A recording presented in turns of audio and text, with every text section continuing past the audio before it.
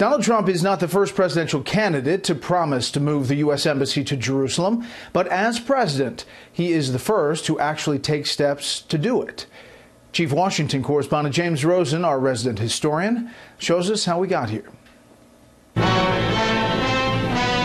As smoke rises over Jerusalem. Since Israel's founding, 12 successive presidents have struggled through a series of wars and peace processes to solve the Rubik's Cube that is the Israeli-Palestinian conflict, central to which has always been the fate of Jerusalem.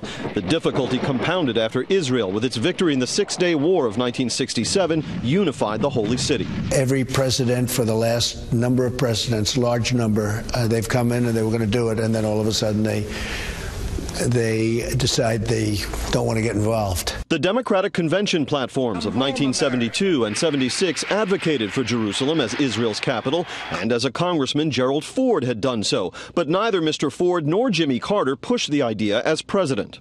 Do solemnly swear. Bill Clinton did pledge to move the embassy, but when Congress overwhelmingly approved a measure in 1995 mandating it happen by May 31st, 1999, the president allowed it to become law without his signature, citing pending peace initiatives. As soon as I take office, I will begin the process of moving the United States ambassador to the city of Israel, as chosen as its capital.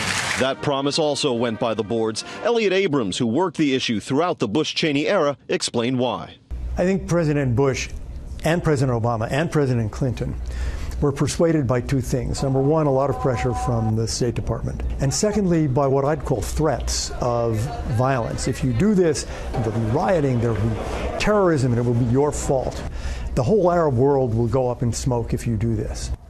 Abrams said he believes those same warnings had a reverse effect on President Trump, who by temperament and as a longtime billionaire tends to bristle when told what he can and cannot do. Like his predecessors, Mr. Trump at first issued the 6-month waiver, putting off the relocation. But ultimately, as in the case of the Iran nuclear deal, where he at first issued a certification, this president defied the warnings and threats from overseas allies. Brett? More on all this with the panel. James, thank you.